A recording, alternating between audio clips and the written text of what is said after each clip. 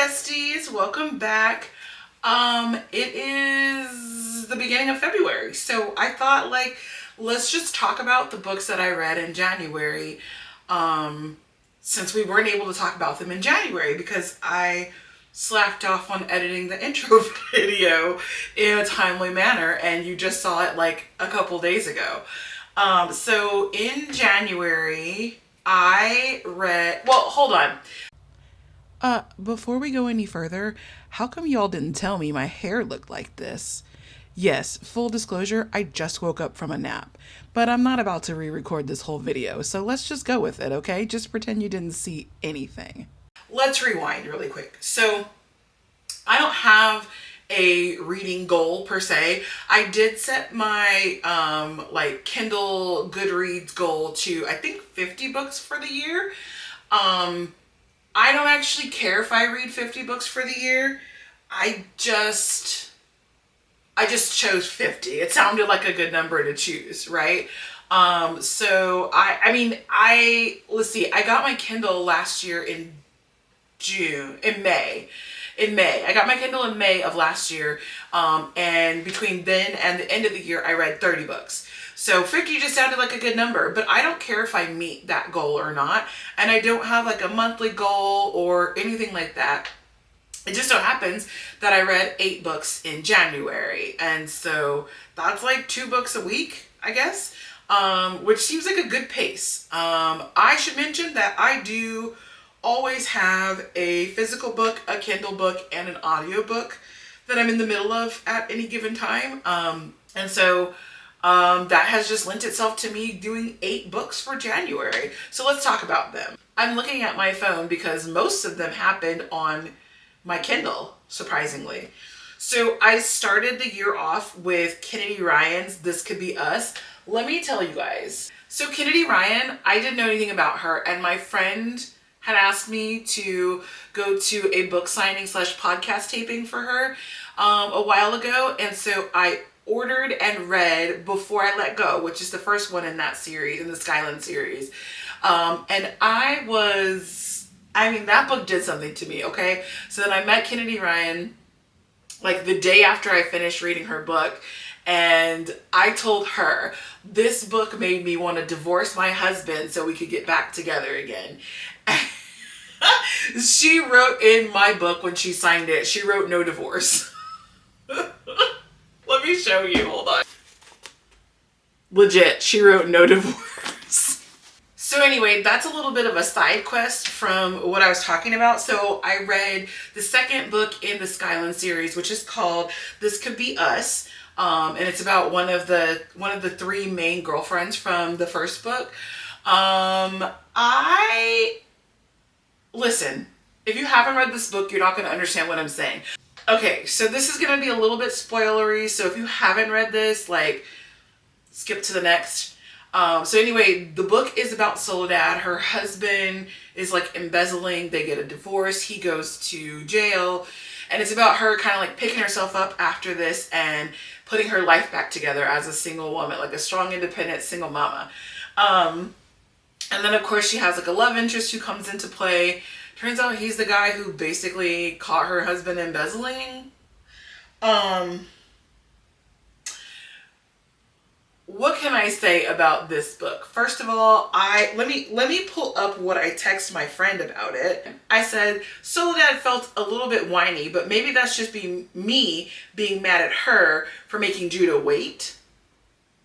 I mean, she had this man on his knees, and he's like, baby, I will wait for you. And she's like, I don't think you should wait for me. And I'm like, girl, bye. If he wants to wait for you, let him wait for you. And he's like this strapping black man. Please, girl. Yes, let him wait for you. Wait for me. I mean, if you don't want to wait for her, if she doesn't want you to wait for her, wait for me. So she felt a little bit whiny to me, and I'm going to get it. She was on her journey, but I don't know, right? I'm big into don't block your blessings. If a blessing comes, don't block that. Take that. So I said that, and then I said, I do need to follow up though. Another book where Soledad and Judah just have sex every day. Because the way that Kennedy Ryan writes about sex, about lovemaking, about all of that, girl, I like, have I been missing out? No, listen, this is not, this is not a knock on my husband, but just like, sometimes I'm like, is that a thing that people are doing and experiencing? I'm not saying we don't have moments like that, but like, it's just not like that all the time, right? So, he's gonna kill me. So yeah, I just, there is something that Kennedy Ryan does when she writes a book. And this was a 5-star for me because everything, even though Soledad was whiny, it was still like everything about this was a yes for me. I just need more. Okay. The second book that I read was The Ministry of Time. I also read that on Kindle. And I also rated this one 5 stars. This one is a historical fiction, sort of, but it's also time travel. Like, I don't know, it's in a weird place. It was on Barack Obama's 2024 reading list. I did know that before I started reading it, but I quickly found that out. I could see why. It was intriguing. It kept me enthralled. It was like not a traditional love story, but still had elements of a love story. But it was more like, reminded me of my 20s. I had a lot of love in my 20s. I had a lot of boo things in my 20s, and I did not treat them with care. And this kind of reminded me of that. So you got time travel, which is something that I actually really, really like. And it's not too deep on the like sci-fi-y part of time travel. It's more on like the impact on the people. And in fact, I think there's a quote from the beginning of the book where it's like, I can explain it to you, but it'll take way too much time. Like, just trust me on this. This is how time travel works, okay? So, but we had a happy woo-woo ending, and it just made me feel like, okay, this was all worth it. There was a little bit of suspense in there. So it was a really good read. And I don't know that I was expecting it to be that good of a read. I think I was expecting maybe like a 3.5, 4-star read. And for me, it was a 5. So, Barack has some really good taste in books. I mean, we knew that, right? Though we knew Barry was good at books. He's good at everything he does. That was a really good read. Highly recommend. But it's not going to be like your TikTok famous book, right? Like, you don't expect that. It kind of takes you on some twists and spins. Oh, and I will say that there's like a twist, in there, and I didn't predict it per se, but it wasn't at all shocking. I think I started to be like, oh, right, this seems like what's gonna happen, but I wasn't completely convinced of it until the big reveal, and then I was like, yeah, that makes sense. Okay, so there's that. Then I listened to Keep It in the Family by John Mars on Audible, and I think I rated this a 3-star. It was good. I don't have like a ton to say about it. Like, there was nothing bad or negative about it. And I thought the narrator did a really good job, but it was just like, okay, that's good. It was a family thriller crime situation. I don't know. It was good. It was decent. I liked it. It was a nice time, like a nice thing to do while passing the time. Pretty sure I listened to it while I was cleaning out my closet, which I don't know if I'm posting that video or if I already posted it or what's happening, but I'm pretty sure that's when I listened to it. So it got me through that. The thing about the twist in this book is that it kept twisting, right? So like, I figured it out very early on, and I was right, but then there was like an added twist. And I was like, oh, okay, I hadn't considered that. And then there was another added twist. And like, that just kept going. And I was like, oh my God. So like, even at the very, very end, there was an added twist. And this apparently is a book that was talked about a lot for a certain chapter where the chapter is only one word. And I didn't realize that. I'd seen this discussion online, and I didn't realize that that was this book. So it made me chuckle when we got to it. But I do recommend, I would recommend the book. It's just not an amazing 5-star read. But yeah, I'm pretty sure I gave it like 3.5 stars, and it was a good book, so I don't regret it at all. Then I listened to What Never Happened by Rachel Howzell Hall. I rated this 4 stars. I was drawn into the story. I feel like I didn't really like the main character that much though. And so for me, like, that's what brought it down from a 5 star. I don't know, she just wasn't very likable, maybe. And I also, I hate when I'm reading a book and the red flag is so obvious and the main character's like, la-di-da. She also gave off a little bit of that. So I just never really connected with the main character in a good way. I don't know, it was weird. The whole thing was weird. And I liked the premise of the book. I enjoyed the story. I just didn't like the main character.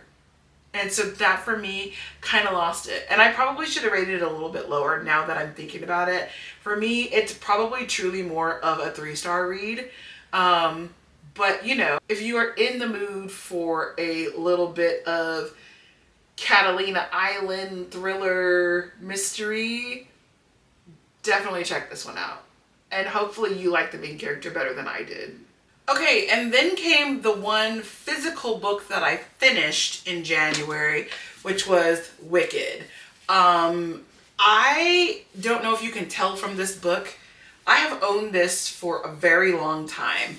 I went and saw the play way back in the day, and I bought the book immediately following that. Never ever read it. I never bothered reading it. And so this year when the movie came out, I was like, I'm gonna read the book. And I didn't. We ended up seeing the movie on Christmas Eve. And then shortly thereafter, I was like, you know what? Now is the time to actually read the book. I mean, the pages are yellow at this point. She thick. I mean, she doesn't look that thick, but she was a good long read, right? 406 pages, but it's a tall book. The font is not that large. So this was a solid read. This one took me a while to read. Overall, I enjoyed it. I'm trying to remember, because I saw the play so long, like the differences between the play and the book, and then the book and the movie, the book and the play. I don't really remember. The book was good. I liked it. Will I read the next one? What was it called? Like Son of a Witch, the next one that comes after it? Probably not. I'm not that deep into the lore. I do, which is funny that I say that, because so I said that I'm not too deep into Wizard of Oz like that, but that's a lie, because how can I even... This is the first 5 books of The Wizard of Oz. Novels 6 through 10 of The Wizard of Oz. And then because I could never find it at Barnes & Noble, those were Barnes & Noble exclusive bindings, I tracked it down on eBay, and I have novels 11 through 15 of the Oz series here.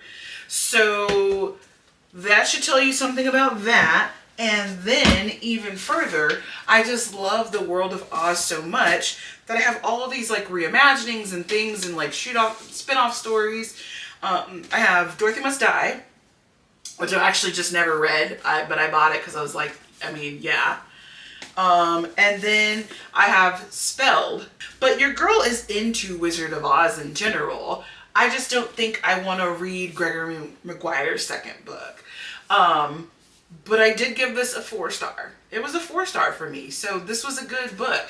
Maybe I am too generous with my ratings, but I just choose to believe that if the book is not terrible, it should get a decent rating. I mean, a 5-star is like it blew me away. I can't stop thinking about it. A 4-star for me is a good book, but there was just something missing for me. A 3-star is, it was a little bit difficult to get through, but I like the premise. And then like a 2-star is, ooh, this was rough. And if I give it a 1-star, we might as well not even, I mean, don't get me started, right? Because I'll rant for 6 days about it. I don't know. Am I being too generous with my stars? Anyway, that is Wicked. So after Wicked, then I read The Lost Apothecary on my Kindle.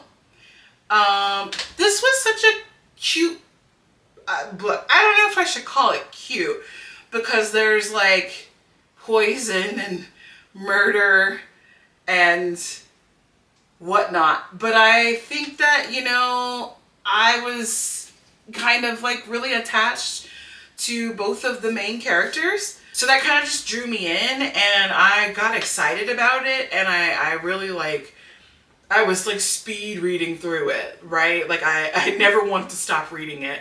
And so it was 4 stars. The reason it wasn't 5 stars is because it didn't leave me with this like profound sense of like, oh my gosh, afterwards, right? Like it's like it was trying. There were some passages in there about how women are like not remembered properly in historical works. That's the gist of it. And like, I feel like that was trying to give me this profound feeling, but it just kind of didn't. But like, girl, I cannot wait to read more Sarah Penner. Like it was really well written. It was a good story. I felt connected to the characters. And I was like, an apothecary. Like why am I not an apothecary? Like, why am I not mixing up poisons? I mean, I know that apothecaries mix up healing ointments and things like that too, but that sounds like an exciting adventure for a profession. I mean, super illegal, right? But it gave me want. I wanted to dabble in that a little. No, I don't want to poison people, but I just, you know, it sounds like an exciting thing to do. You know, for the time period that was in, it seemed like it was a good profession to be in, helping women in the most secretive, best way that you can. It was really well written, and I can't wait to read more Sarah Penner. So super solid 4-star read, and this is one that drew me in based on the beautiful cover. Yes. Knew nothing about this book. I saw the cover and I said, yes, let's read that one. Okay. Then I listened to The Vanishing Half by Bennett. I just finished this one like 2 days ago. I don't know. I'm not sure.